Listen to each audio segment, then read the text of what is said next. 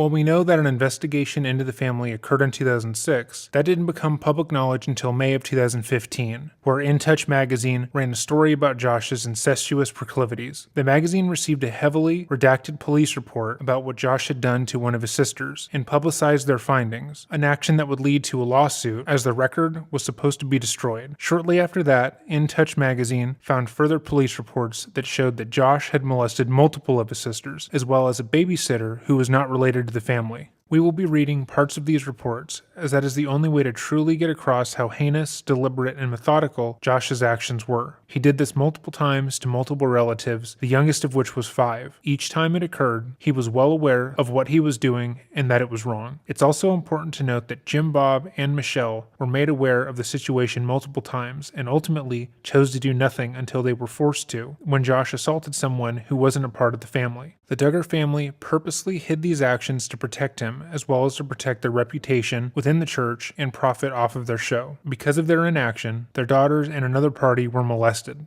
On Tuesday, December 12, 2006, at approximately 9:45 a.m., James and Michelle Duggar were interviewed at the Children's Safety Center in Springdale, Arkansas. The Duggars had brought their children to the Safety Center to be interviewed in response to an allegation that had been received by an Arkansas State Police Child Abuse Hotline. The allegation was in regard to one of their children, Josh. James said that in March of 2002, Josh, who had just turned 14, came to him very upset and crying. James said that Josh had told him that he had been sneaking into Redacted's room at night and had been touching Redacted on the breasts and vaginal areas while they were sleeping. Apparently, all the girls were sleeping in a common room at this time. Josh told James that this had occurred 4 to 5 times and had occurred once as Redacted was sleeping on the couch. Apparently, the girls had always been asleep when these incidents had occurred. James said that when they later told the girls what had occurred, one of the girls, Redacted, had said she remembered one time when she woke up and Josh was quote-unquote taking her blanket away, but she didn't remember anything else. James said that in July of 2002, Josh admitted to him that one night, as a female friend of the family was sleeping over, he had gone to the couch where she was sleeping and fondled her breast as she slept. This girl was later identified by James as